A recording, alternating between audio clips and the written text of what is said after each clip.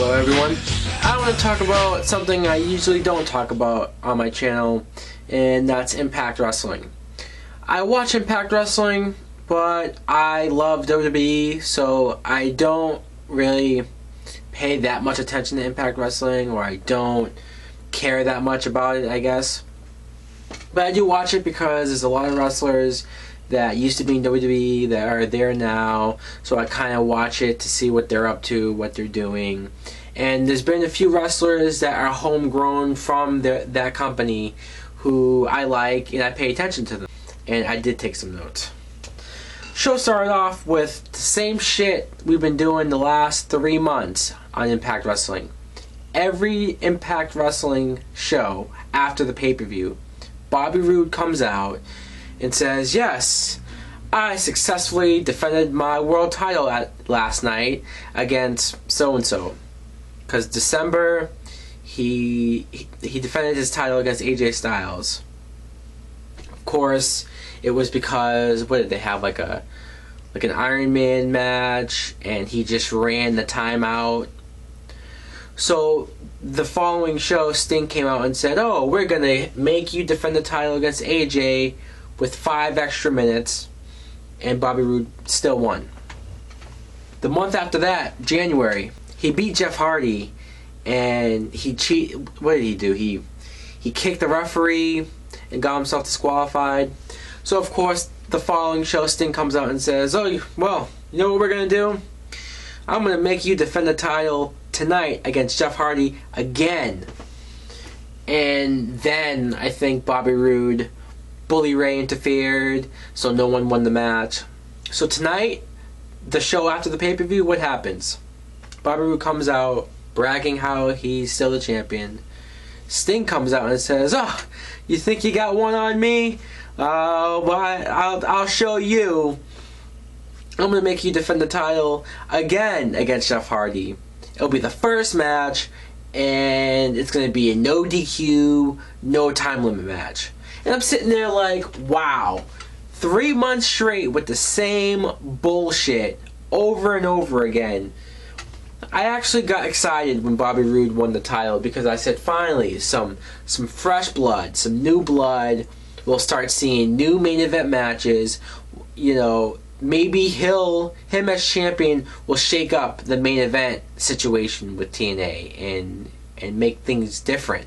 But no, every challenger he has, every pay-per-view match, every world title main event match has ended in a fucking disqualification, has ended in a draw, him walking out. He hasn't beaten anyone. So of course, him versus Jeff Hardy, granted the match was like a half hour long, and I could complain about that just in the sense of, okay, it's a 2-hour show and you're gonna have 2 wrestlers wrestle for 1/4 of that time, so other wrestlers aren't getting their spot on the show. So you could complain about that, but whatever, you know what, I'm not even gonna fucking care, because the match ends with Kurt Angle, who's probably the best wrestler that they have. Possibly the best wrestler of all time, at least in my generation. Kurt Angle's a fucking good wrestler. He comes in, he hasn't been there in like fucking a month or so. He fought James Storm last time we saw him. So he comes in, he attacks Jeff Hardy. Why? I don't fucking know. I don't even think Kurt Angle knows. I don't even think the fucking writers know. And then having someone interfere or having some bullshit way for him to retain the title. It's bullshit. It's bullshit. It's bullshit. It's bullshit. I'm fucking sick of this. I don't even know why I still watch Impact Wrestling. Jesse Sorensen, who at the pay-per-view got injured by Zema Ion.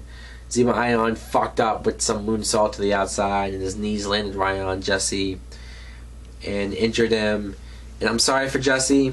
I just hope he comes back. I hope he gets better. And there was a tag team match. Austin Aries, Zema Ion versus Alex Shelley and Shannon Moore. I couldn't care less about Shannon Moore. Shannon Moore, I mean, I haven't cared about Shannon Moore since fucking 3 Count back in WCW. But I can't lie, I kind of liked when he was with Matt Hardy doing the whole MFer, Mad 2 follower thing. That was kind of funny, but I think Shannon Moore on his own is boring.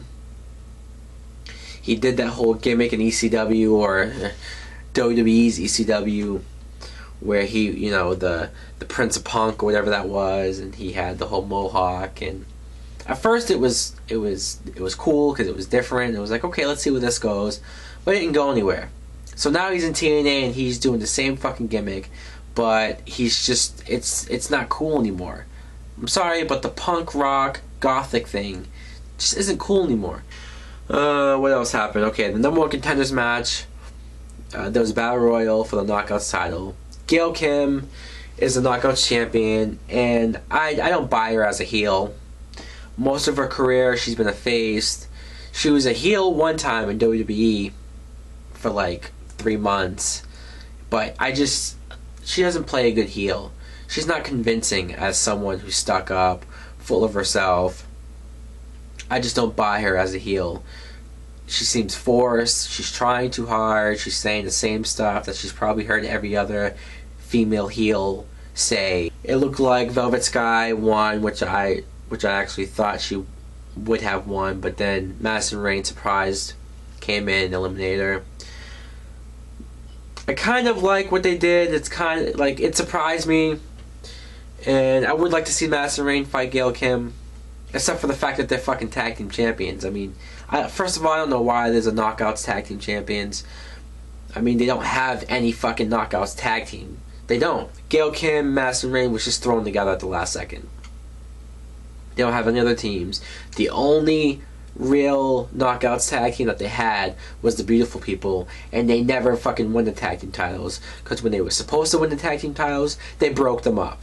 And Angelina Love went off with Winter, which looked like it was some, you know, Winter had magic, and she was possessing Angelina Love, because it looked like she was in love with her. But now they're just, I don't know, they're just together. There was no payoff to the fucking storyline, so that was pointless. But then Eric Bischoff comes out with Gunner to talk about how they beat Garrett at the pay-per-view, Hulk Hogan. It feels like WCW all over again with Eric Bischoff, fucking old and tired Eric Bischoff, saying the same fucking shit, doing the same fucking gimmick and storyline that Vince and Shane did back in 1998.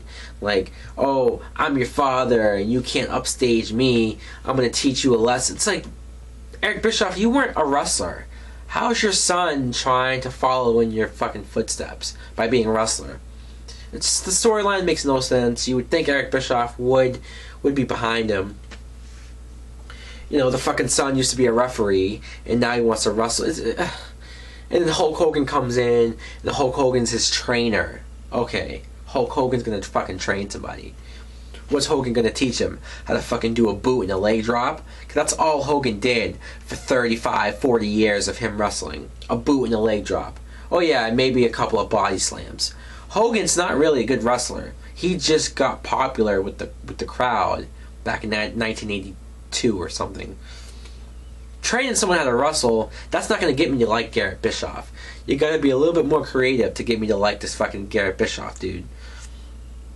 And then they had, Christy Hemme was interviewing this guy from the MMA promotion, and he's promoting this new fucking TV show, and it went on and on for like 5 minutes. And, oh, the new show's gonna be exciting. It's gonna be this and that, and interviews and bullshit. This is a fucking wrestling show. I don't care if it's on the same channel as Spike TV. If I wanted to watch MMA, I'd be watching MMA, and I wouldn't be watching a fucking wrestling show. Then the ODB and Eric Young, which, you know what, I'm not gonna attack them.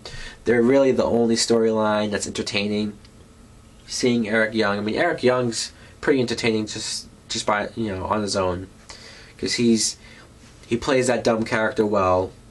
He's a lot less annoying than, say, Eugene, so he has that going on for him. And, you know, ODB wasn't really doing anything, so seeing her involved in the storyline, and I like her character. She's funny and she's all over the place, so they work well off each other. Then you had another number one contenders match. It's like the second or third number one contender match in one night. Explain that to me. James Storm versus Bully Ray. Hey, James Storm's the more contender. Fine.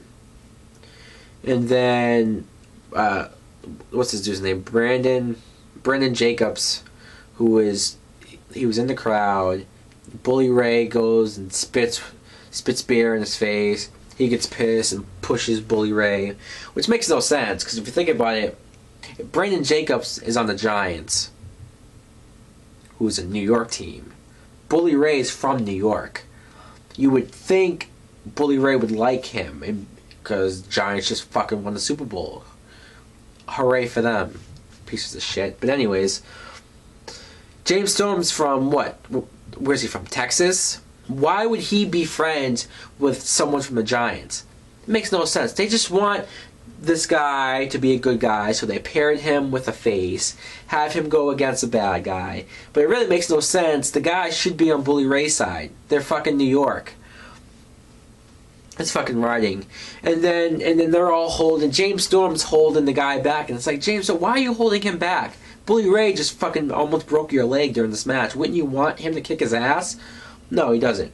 And then you have D'Lo Brown, Al Snow, and Simon Diamond holding the back too. And D'Lo Brown, every time D'Lo Brown runs out there, he's like, oh, calm down. Oh, he's all fucking into it like it's 1999. And you better recognize, I'm not gonna lie, I like D'Lo Brown, but he's way too forced. He's so hamming it up, cheesing up for the fucking camera. Like, he's not D'Lo Brown anymore. He's a fucking road agent. Like, drop the character. Okay, so then after that, then Sting came out and he announced when James Storm would get the title shot. It's going to be at Lockdown. So it's Steel Cage, Bobby Roode versus James Storm. I predict that James Storm finally wins the belt back and Bobby Roode finally loses the belt. I don't dislike Bobby Roode as a wrestler and stuff. I just think he's been a shitty world champion, and not his fault. It's the writer's fault. They don't know what to fucking do with him. They don't know how to push a bad guy as a world champion and make him look like a threat, make him look like he's someone not to fuck with, or make him look like he's someone to take seriously. They don't know how to do it. So he's just annoying with every match he has is being like that. So the Steel Cage, I'm assuming this is finally going to be it. Storm wins the belt back. But the show ended on a good note, surprisingly, right? I know, because I feel like I'm fucking ranting on this, which I probably am. I should probably call it the rant. But anyways, so Robert Roode attacks Sting for making the match or for just being frustrated. I'm not really sure what the reasoning is, especially since Sting is in charge, so technically he could probably get stripped of the title and whatnot. But it really doesn't have to make sense at this point, because I'm just glad that they had him attack Sting, because it makes him look like a threat. It makes him look like he's unpredictable, and it's like, oh, he just attacked the guy in charge. That's impressive. That's something, you know, like he beats Sting's ass too. It's like, okay, they should have been having him do this fucking months ago. He should have been like this from the beginning. I don't know. This Impact Wrestling, there's a lot of problems with this fucking company, with this fucking show, with their storylines, with the booking of the matches. They wonder why they can't get more ratings, viewers. They wonder why they're never going to be anywhere near the WWE. It's because of everything I just mentioned. Shitty storylines, shitty writers, same fucking matches or match type or match endings, weak ongoing plots like Eric Bischoff that no one gives a shit about anymore, especially since he doesn't have any power in the company, you know, on TV.